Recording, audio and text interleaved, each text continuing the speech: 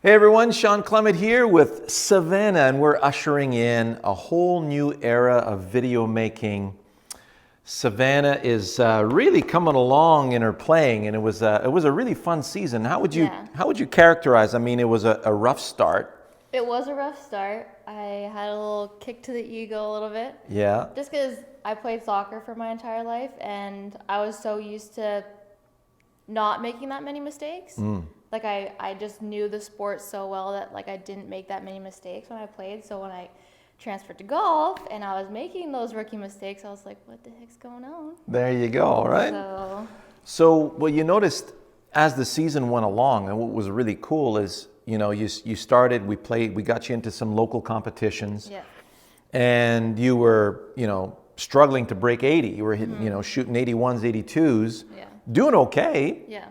And really having some brilliant moments out there. Yeah. I mean, you crushed the ball off the tee. I mean, she's like 250 carry off the tee, and so it has a lot of big advantages. But then you notice that some of the other ladies were getting up and down a lot more often than you. Oh yeah, like there are some ladies that can't hit it very far, but they just stripe it down the middle and they don't miss except for down the middle. Right. And if they're not on in 2, they are on in 3 and they make their par, and it's like, and now, what happened in the latter part of the season? Your short game came along, didn't it? Yeah. And notice when your short game got good and you started getting some confidence around the greens, then it translated into your full swings going into the greens. Yeah. And then you started to shoot in the mid-70s. Yeah, because I knew even if I missed the green by a little bit, I had the chance to either chip in or get up and down. So Exactly. So we had a wonderful, nice little evolution. And today's topic, not to get off topic, but today's topic is solid impact position. That's one of the things that you do extremely well in. And when people see your grip, they look and they go, that's a really strong grip. Yeah. Sean, are you sure? How can you let her play with a strong grip like that? And I'm going, well, it works really well. Yeah, exactly. Number one. Number two, just put your hand beside mine. You notice the difference in the size. I mean, she's got the little petite little wrists and very small hands, but you got very powerful legs from your soccer, and you have an amazing kinematic sequence, a really nice kinetic chain. Yeah. And you're only as good as your weakest link in that kinetic chain. Yeah. And when you've got that strong grip, this is no longer a weak link. It's a very powerful and solid link. Yeah. So show everybody your grip for a second. Go ahead and set up. So you're hitting smooth 8 irons right now, right? Yeah. So we're gonna, and you notice right here, she's got all 4 knuckles showing. And notice how that trail hand is under the club. She has that beautiful V. If you put your club out here in front, notice you got that beautiful V right there, and your wrists have a real nice ease of hinging on those snuff boxes. Yeah. And because your hands are parallel to each other, they can hinge quite nicely. Yeah. Now, when I usually tell my students, here's a hammer, put both hands on, hammer straight down. Right? Now, doesn't that look like a nice neutral grip? Right? Now, hammer this way. There. Every one of my students, including Savannah, instinctively go to this. Now, doesn't that feel like a very powerful impact position? Yeah, I wouldn't be able to do it otherwise. Right. So you wouldn't let it go? You wouldn't do that. No. That doesn't feel as powerful at all. No. So in order for you to compress the nail and get the necessary ball speed, so swing speed is one thing, but if this transfer case of energy doesn't translate into the golf ball and you don't squeeze that golf ball, then you're going to struggle with solid contact. Yeah. So go ahead and hit a couple shots. We're just hitting smooth 8 irons here. I got the machine set up at 140 yards. Very nice strike. You hear the compression. Yeah. So we're looking at, like, Savannah's 8 iron is typically her 140 to 145 carry club, right? So there's 142 right there, just a little over 6,000 RPM of speed. 95 in height, and the side spin was about 1400. She likes to play a nice draw. So let's see you release another one just a little left of that intermediate point.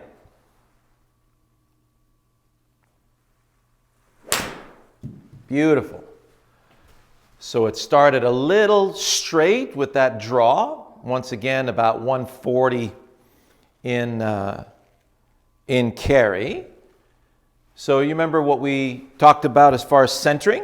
Yeah. So let's see you stay left of that intermediate point. There you go. Now it starts a little left edge of the intermediate point. Yeah, that was better. And looky here. So one of the other aspects, so Savannah's played a little bit. I sent her to a tennis camp, and she really enjoyed tennis camp. And they were saying, oh, you know, she's got some potential. Yeah. You know, let's get her into some serious tennis. I'm going, man, I got her into serious soccer. That's enough. You got, you know, you got to choose. Yeah. But if we were to, let's say, do a nice two-hand topspin backhand, show me that impact. So notice that same setup here. Look how strong that lead hand is. Push against my hand. So notice right there, there's some really nice compression being applied to my hand. Yeah. Now, would you ever hit a tennis shot like that? Never. I would break my wrist. So this, her wrist would literally get ripped off. Yeah. Now you hear, you know, in the backswing, you want to hood the club and close the club by doing this, by bowing your wrists in the backswing and closing the club face in your backswing, so at impact you would have that already taken care of. Why would you need to do this in the first place? Yeah, you're just, first of all, complicating it, making it more work for yourself, and yep. two, you're setting yourself up for injury. You're setting yourself up for injury, exactly. And you're setting yourself up for manipulation. So why not close the face, take your normal grip, and then square it up? Notice the position I'm in right now. Now I'm in a great setup where I can hinge naturally and come back with an absolutely ironclad, solid impact position. Now, so many of us, you know, like I've been blessed with some very strong forearms and some very limber wrists. I can do whatever I want with my wrists, and I can come through basically any which way I want to. But that's a very, very small, itty-bitty percentage of the golf population, right? And so when we show you this, we literally have a stadium full of students that go, yep, whatever worked for Savvy worked for me too, right? So now tennis is just one example. Yeah. Here's the other example. Let's say we're playing baseball. So show me what impact would look like in your baseball swing. Notice, and you will see this in every major league player. You know, whether you're playing in the college circuit or the major leagues, you would never see a major league player like this at impact. Impossible. No, the speed the ball's coming in at, there's no way. That's it. And the heft of the bat, right? So if we were to put our patented door frame in front of the ball here, go ahead and set up and show me how you would get ready to compress that ball through this door frame. Look at that. Look at that coming in. Look at this. So look how strong this looks. See how our club face is not closed. It's dynamically square. So show me what impact would look like. There it is. So notice that at impact, that club face is slightly open. Then the ball compresses against the face and rides along the face for a little bit, then releases from it. So you're basically collecting it from here and releasing it out towards the target. Let's see that again.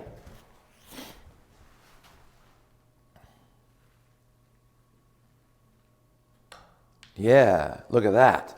So, with that in mind, you have the direction that you want to start the ball on.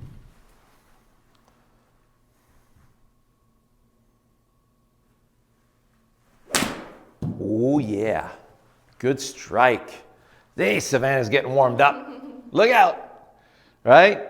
So that was just, what, 5 feet right of the flagstick. They have 15 feet right of the flagstick, 6,500 spin, fantastic, 140 carry. It started 2 degrees left with a nice, side spin to the right, below 1,000 to the right. So nice, solid, strong draw. Yeah. And this permeates right through your set. I mean, she's hitting her 4 hybrid, 195 carry. Yeah. You're hitting your 3 hybrid, about 210 to 215 carry. Mm-hmm. Actually, we tweaked it a bit, so we're getting about 217 carry out of that. Yeah. And the LPGA average carry with the driver is 218.5 yards. So, we're really in a good position to get her to score. Mm-hmm. And one of the major components of her being able to compress the ball is my grip. Exactly, that strong grip of yours. Mm-hmm. So we celebrate the strong grip. You can talk about it all you want, but I can tell you one thing: we're enjoying our golf right now, and it's bliss on a stick when that ball comes off compressed, doesn't it? And also, people have to keep in mind too that everybody is different and everybody's body is different. So if a strong grip doesn't work for you, that's fine. If a neutral grip works for you, then that's great. But you have to respect that everybody is different and everybody has different strengths and weaknesses. Very good. Now, and by the way, what she just described would be, well, I want to go that way. So we're all about the target, right? Yeah. Because what you see down here is a sphere. Yeah.